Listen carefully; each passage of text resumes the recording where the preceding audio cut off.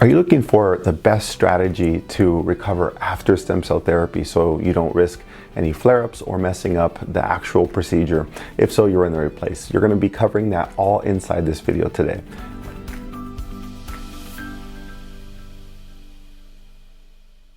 My name is Garcia. I'm a leading expert in stem cell recovery, and I'm excited to help you along your journey so you can maximize your results. When we look at the first 12 weeks of recovery after stem cells, it's probably the most critical time. Most people think, well, I just have to slowly resume getting back into activity. And that might be true, but you need a step-by-step process to understand what can really go wrong. And I'm gonna outline 2 or 3 large phases along this journey. Those first 2 weeks, it depends how your procedure goes, but a lot of the clients we work with, they get intravenous stem cells, so IV stem cells. That changes quite a bit in your rehab process.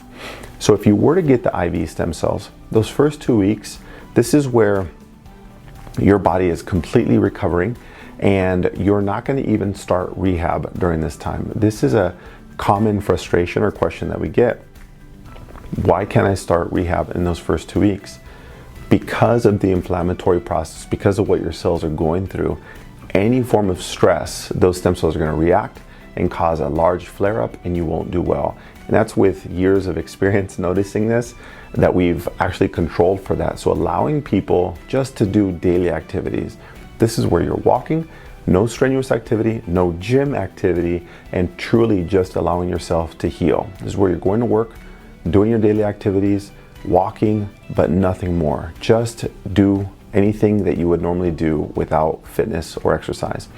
Then, after those 2-week marks is probably when you're starting physical therapy. Most people during this time are able to start. This is all based on your body's response.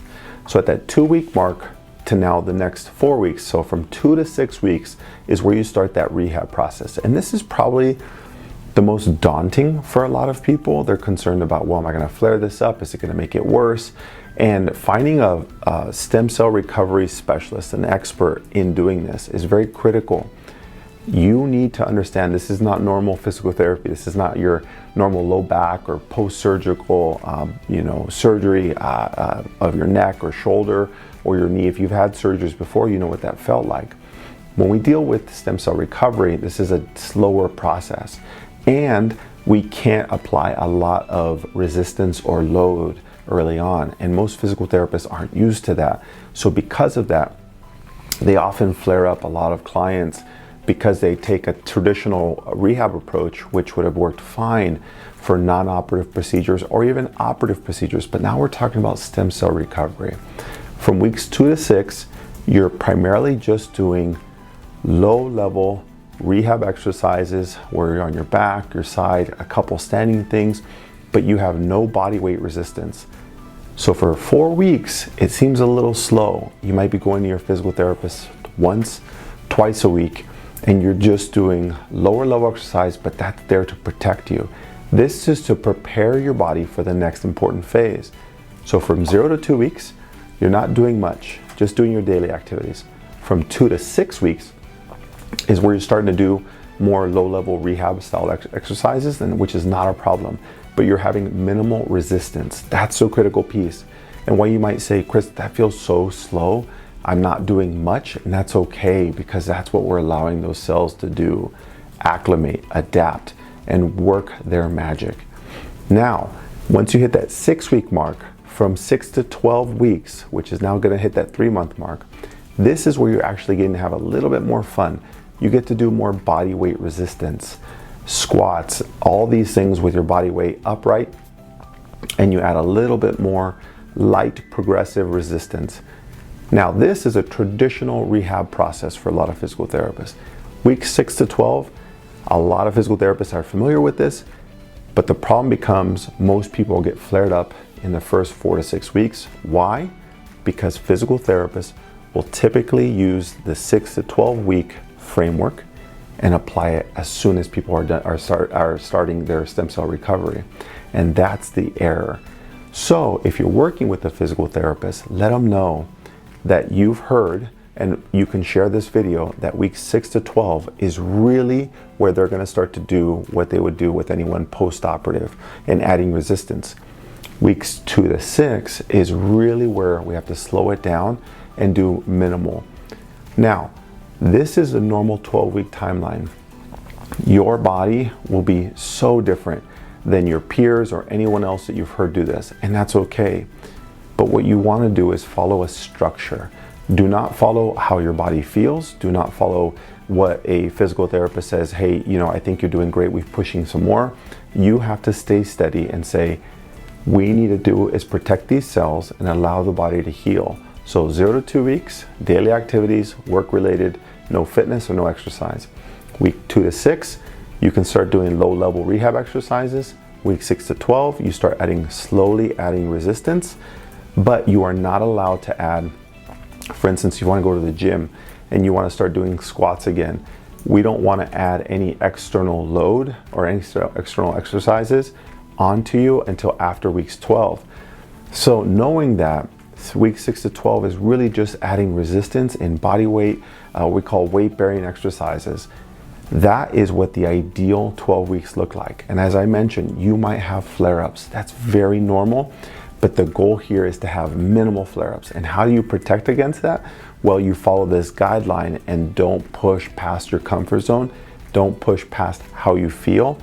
Push into everything within this framework. And if you stay within this framework, you'll reduce your risk of flare-ups, and that's how you become successful and have the best outcomes possible.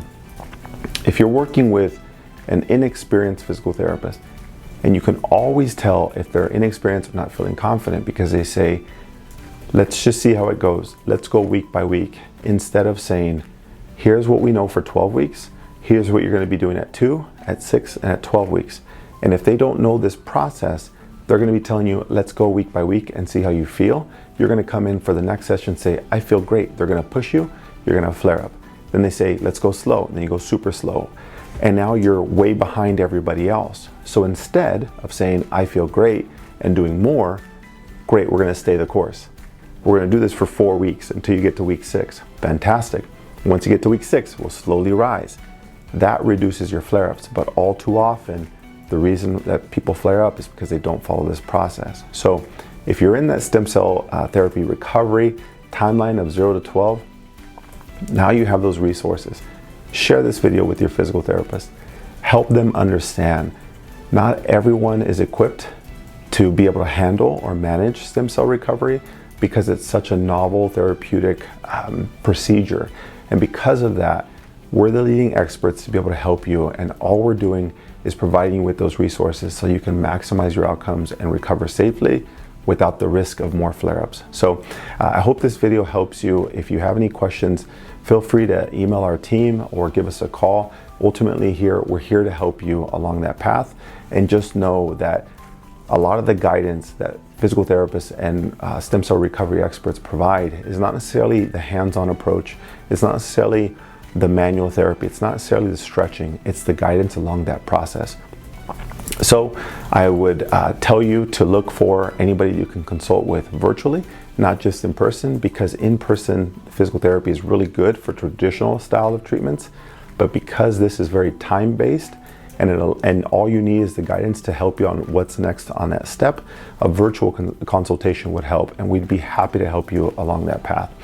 In either case, I hope that your recovering is going smoothly and that you are feeling better than ever using this guidance. Enjoy. Hi, if you found this video helpful, please give it a thumbs up. Don't forget to subscribe and hit the bell notification for my weekly tips on recovering safely to create long-lasting results after stem cell therapy. Thanks, and I'll see you soon.